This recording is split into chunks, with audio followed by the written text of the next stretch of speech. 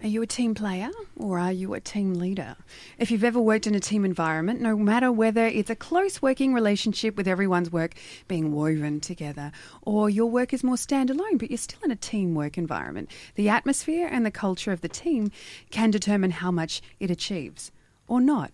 And maybe more importantly, whether you love going to work or not. Here to talk about getting and keeping your team motivated is Natalie Jegorow of Tactic Learning. Welcome to the show, Natalie. Thank you for having me. And g'day, Kat Paz. Hi. Hiya. So we've all worked in teams, yeah? Yes. Yeah. And we've all worked in great teams and not so great teams. Natalie, what makes a great team great? Well, there's actually a really big factor in the fact that you like what you're doing.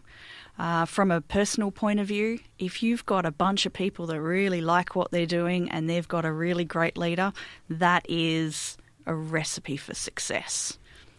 Have you worked in those teams, Kat? Okay, you don't even have to answer that now. I was thinking, where do I begin? There have been some teams where it's been amazing. You don't even feel like you're being led. You feel like you're just collaborating. And then there's the other teams where you feel like you can sense that you're being treated like a number, like a lesser person, but you're doing most of the work. So all of a sudden I started to realize this never bothered me before, but I'm doing most of the work because it was the way I was treated. So it was the chalk and cheese type jobs. So there was one job where my boss was very much collaborative, very open, told me to write down everything we did. And then there was another job where it really didn't matter what I thought, but I just had to get it done. So I started to almost devalue myself without knowing it. Familiar stories, Natalie? Yeah, definitely. I find the easiest way to actually start this conversation is what things come to mind when you talk about a team that you didn't like being involved with. Okay. If you're able to write down all the things that you hated, all the things that made you not want to go to work in the morning, when you wake up in the morning and go, I really don't want to go to work. Did.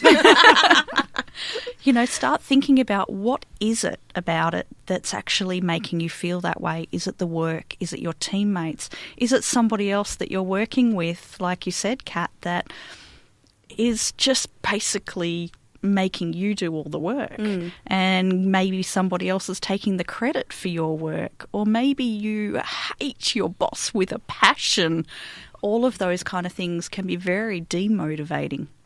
Because I often find that if like work, whatever, it's all the same after a couple of months, isn't it? Yeah. I find that if the team is great, then I don't really care, Definitely. how excited I am about the work. I'm not there for the work. It's like, whatever. Wait, team, let's go for coffee. Yep. If you can go to work and actually go to work to be part of the people that you're actually working with, that's really good for the psyche. That's where we want to get to. Have you ever been in a great team, or this happen to teams, a great team, and all of a sudden it changes?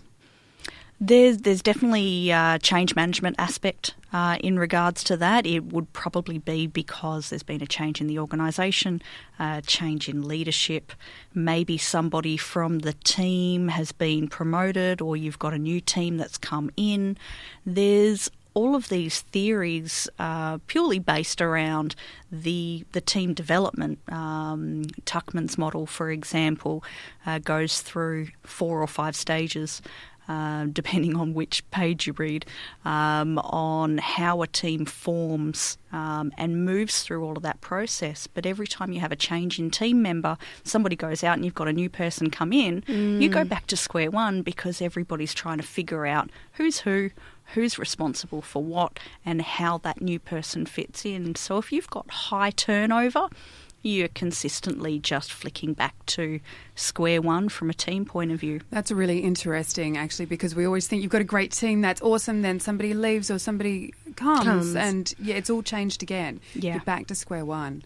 And it's also not, even when people, come or go, there's people, what it's like in your own life. Something's happened. Somebody's like, you've lost somebody that's close to you, you've moved house, financial pressures, something, but that can stress people in a team out and change the dynamic, can't it? Yeah, definitely. So it sounds like a comfort zone issue that kind of translates into teams, because I worked in hospitality in uni, and I joined a team in this franchise business, and I was the first of the newbies after almost 2 years of just these people. And gosh, they were so mean. But, for me, I held my own, but people didn't last. At one point, the turnover was crazy high. And just that, people resigned, so they needed to be replaced, and I just happened to get the job. But somehow I was made to feel, ooh. They took it out on you. Yeah, they did, and I recognized that early enough, but other people didn't. They'd last a week or 2 weeks, and the culture started to become almost a bullying culture in a way. In certain shifts, people just knew, oh gosh, I'm working with XYZ. That's going to be fun. So, Natalie, in this instance, when you've got a newbie, fresh meat, how do you change the culture to get people accepted, to change that team? Well, you'll find that when there's a massive change in the business, somebody's left, somebody else has come in, or new processes, that kind of thing, a lot of our abilities to deal with change these days kind of pinpoint towards blaming somebody for it. If there's a change that we're not comfortable with, whose fault is it? Who changed the comfort level of this group or this process? And in that particular case, you were the scapegoat on that one. Yeah. It wasn't our team anymore. Who are we going to blame? The newbie. And it definitely turns into a bullying type process where you weren't made to feel very welcome. No. But it was going back to that beginning. But they were, they hated the fact that you had pretty much taken them back to square one. So how do you get over that with a new team? Do you go and do team building, something or other? Is it the way that your team leader communicates this change to you? Definitely. There needs to be a lot of change management kind of training in that regards. If you've got people within your team that respond in that way to change, then it may only be one or two people that are the ringleaders that are going to lead that crusade against who we're going to blame. And they create that toxic environment. When you've got it only takes one. Sadly, if you've got a team of really great people and one person is unmotivated or disengaged or going through a tough time where they need somebody to blame, it spreads like wildfire. And if you as a leader can't separate and deal with that particular issue, then you're giving permission to the rest of the team to follow suit. So it's the whole one bad apple. Yeah, definitely. That was my situation. It was literally one person. And I was lucky because I had experience and I was observant. But the ones who really needed help, my goodness, I felt for them. I would figure things out. I'd just go, okay, you said no, I'll move on. Yeah. But I found this commonality with this girl after 8 months. 8 months. And this was after we argued. Yep. So how do you change the team culture if there is a bad apple? You can't get rid of the bad apple. That would just be, or can you? Sometimes the bad apple is actually the person who does the best job. Is that my way of? It can be. Yeah. Doesn't always have to be. From a leadership position, you'd absolutely need to be able to identify what's actually going on with the team. There's some people that are in supervisory positions, not going to call them leaders in this scenario, where they're completely oblivious to what's going on within their team. They may set the rosters, they may do the pay, they make sure that people turn up for work, but they don't take any interest into the interactions and the dynamics between the people that are working for them. Therefore, they have no visibility. And who is going to be able to do something about it? It's going to be them. So it's very important that you know who your employees are to the point that you know when something's wrong. And I guess that's one of the things, we say this often, you should know who your employees are, but when we say that, we always feel like the boss should be doing that, and we kind of forget that there's a whole bunch of tiers of bosses. So team leaders and section managers, et cetera, et cetera. So if you're looking after anyone, you need to have an idea of what they're like and to have a bit of an HR aspect of your role. Yeah. From a duty of care point of view, not launching into a whole safety segment, but you need to make sure that the workplace is a safe environment and not just a physically safe environment. That's a component of it and a high component of it, but a mentally safe and emotionally safe environment. If you know that bullying's going on in your team and you don't do anything about it, you're liable from a supervisory point of view. And that's something that can certainly be very unmotivating when you have to get out of bed in the morning and you know that there's somebody in the team that has it out for you. Why do you want to go to work? I'm going to take a mental health day or, call in sick for the next couple of days because it's so horrid. It's very demotivating. Okay, so we've got this one person that's like cranky pants about the new team. So you have a chat with them, you figure out how to deal with them or whoever the instigators are and allay their fears, because it's probably fear that's the cause of this. I think it's driven by fear.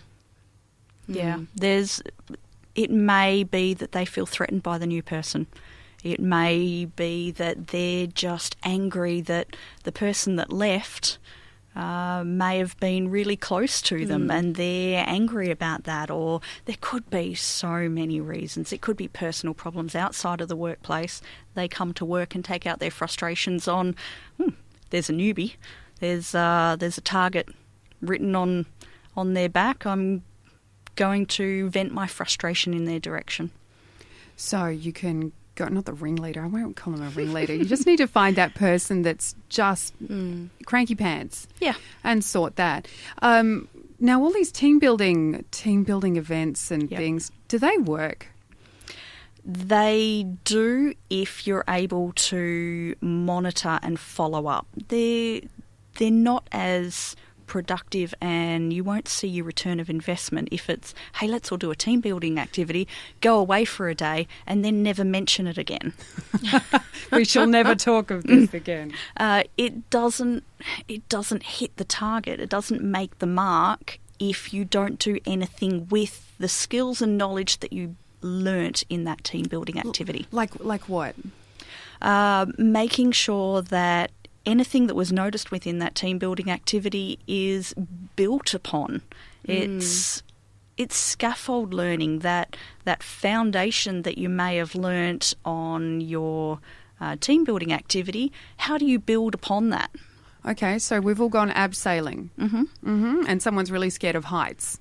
So how do we build on what we've learnt by going abseiling? Well, firstly, you found out something from somebody else that it's all about relationship building in a team. If I know that you're scared of heights, I'll know that for the next team building activity, hey, we're not going to go abseiling next time. Yes.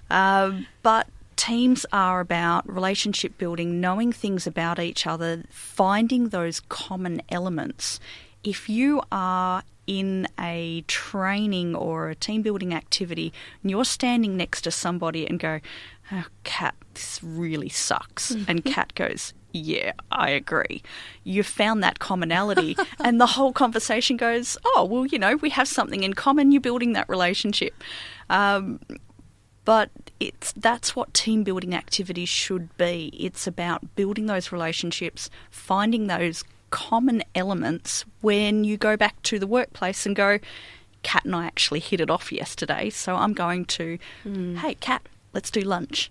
Okay. All right. So you need to build on those opportunities, not just let them lie. So it doesn't matter what you do for team building, as long as you continue with what you've learned, whether it's, God, that was awful, wasn't it? Let's go and do lunch. Let's go and do lunch, yeah. What about if you didn't hit it off with, Kat's on the other side of the team in a different team doing something with something she doesn't like with somebody else who doesn't like doing it? I'm over here loving jumping off big buildings. Yeah. How do we build that team? That's probably a good opportunity for us to try something else next time. Okay. We'll all go horse riding and see who likes that and who doesn't like that. Or we might go on an adventure. We'll all go camping and sit around campfires and see who likes that and who doesn't. So I guess that's part of it, is mixing it up. Yeah. So more people don't do the same thing every time. Don't always go-karting. And I think it could be anything, but also the definition of a team building exercise should be, I feel, should be refined. I had a friend who said the only team building we do is Melbourne Cup Day. Right. So I wondered, well, what's the outcome? What's the objective? Do you need to do that with team building? Do you need to set some goals for team building? There's definitely a difference between team building and social Entertainment. functions. Yeah. I mean, at the Melbourne Cup lunch, you're going to have a glass of champagne and eat some fancy food and wear a nice shiny fascinator or a tie to work or get dressed up. That's not team building. And sloshed. Yeah. That's an event, and you may find, hey, Kat, love your fascinator, I've got one too, and find those commonalities again. But from a structured team building activity to motivate you to want to go to work, that may need to be something with a little bit more thought process. I don't know, it just hit me then. I just noticed there's a misconception then. There's motivation and then there's accountability. And I feel, talking like this, I feel my supervisors thought they were making me accountable. But at the same time, I wasn't being motivated. I think that's the misconception I got by just having this chat, that, it's just about treating us as people and understanding people have fears, and not so much us and them, seniority. Yep. Because I think the word accountable comes with subordination issues. Yeah. Yeah. Awesome. Thank you very much for joining us today, Natalie Jegorow of Tactic Learning. I think I'd like to talk more about teams, because they're a really important part of all our businesses. It doesn't matter if it's you and your suppliers or you and your staff, whoever it is. It's a really important structure of businesses these days. So can we have you back one day? Oh, absolutely. Absolutely. Great. Thank you, Natalie Jegorow of Tactic Learning, and Kat Paz. We'll have Thank you back. you. We'll have you back any day. Thank you very much for taking care of business. We'll be back next week.